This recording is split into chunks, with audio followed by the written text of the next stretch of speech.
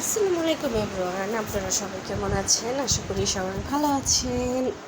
তো আজকে আমি খাওয়া দাওয়া করছিলাম, একটু একটু করে খাবার নিয়েছিলাম। কারণ কি, আজকে আমার দুইটা পছন্দের খাবার ছিল।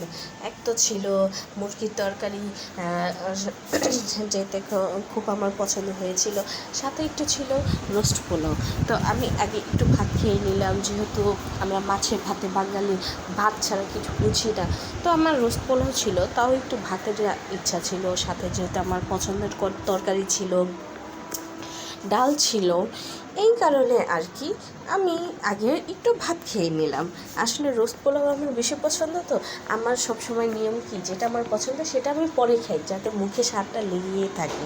আর যেটা একটু কম পছন্দ সেটা আগে খাই। তো যেহেতু ভাতটা রোস্ট পোলাওর তুলনায় একটু কম পছন্দ ছিল, তাই আগে ভাত খেয়ে নিলাম, তারপর রোস্ট পোলাও খেলাম। ভাতের সাথে অনেক আইটেম ছিল, 2 রকমের ডাল ছিল।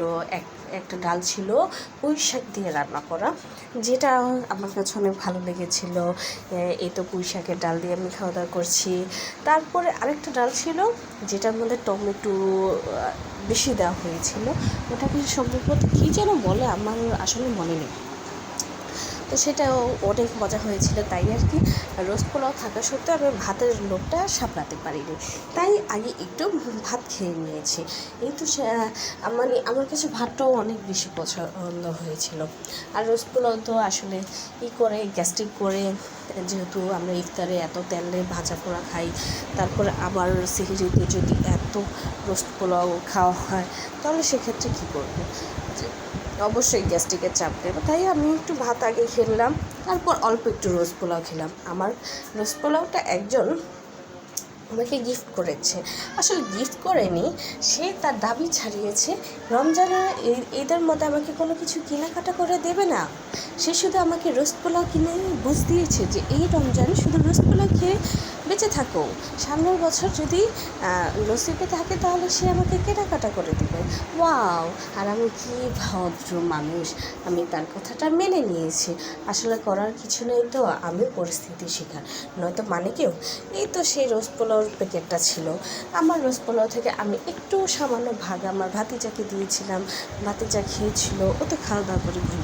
আর এখন সেহরির সময় আমি একা একা খাওয়া দাওয়া করছি, ভালোই লাগছে।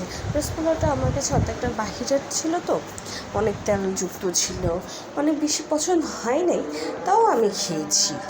তো যাই হোক, সেহরির সময় রোস্ট পোলাওটা আসলে একটা ব্যাড আইডিয়া। আমরা যতটুকু পারবো সেহরির সময় নর্মাল কম তেলযুক্ত খাবার, ঘরোয়া খাবার খেতে পছন্দ করব। কারণ সেটা আমাদের গ্যাস্ট্রিকের সমস্যা নাও করতে পারে। আমি কিছুক্ষণ আগে শুনতে পারলাম একজন নাকি সেহরি করে মেডিকেল ভর্তি হয়ে গেছে, কারণ তারা গ্যাস পাম্প করেছে। তো এই জিনিসটা থেকে আমরা সবাই বিরত থাকি, নিজের খেয়াল রাখি, অতিরিক্ত খাওয়া দাওয়া করতে গিয়ে এত খাওয়া দাওয়া না করি যাতে মেডিকেল হসপিটালাইজ হওয়া লাগে। তো আমরা অবশ্যই নিজের খেয়াল রেখে আমরা লিমিটেড থেকে খাওয়া দাওয়া করবো। আসলে খাওয়া দাওয়া তো কোথাও ভেঙে যায় না। তো নিজেদের খেয়াল রেখে নিজেদের সুবিধা মতো খাওয়া দাওয়া করলে অবশ্যই সেটা আমাদের স্বাস্থ্যের জন্য ভালো হবে। তো আপনারা যারা আছেন, যেহেতু গতকালকে ছিল কদরের নামাজ, তো আমি পুরো রাত পড়তে পারিনি, ঘুমাইছিলাম। 2:30 থেকে নামাজ পড়েছিলাম। আসলে আমার কিছুদিন দিয়ে ঠান্ডা লেগেছে। এই ঠান্ডার কারণে যে ওষুধগুলো খাচ্ছি, এই ওষুধগুলোর ইফেক্টে আমি প্রচুর ঘুমাই, যেটা আমার জন্য অনেক ক্ষতিকর হয়ে যাচ্ছে। তো আপনারা যারা আমার ভিডিও দেখছেন অবশ্যই লাইক, কমেন্ট, শেয়ার করে দিবেন। আল্লাহ হাফেজ।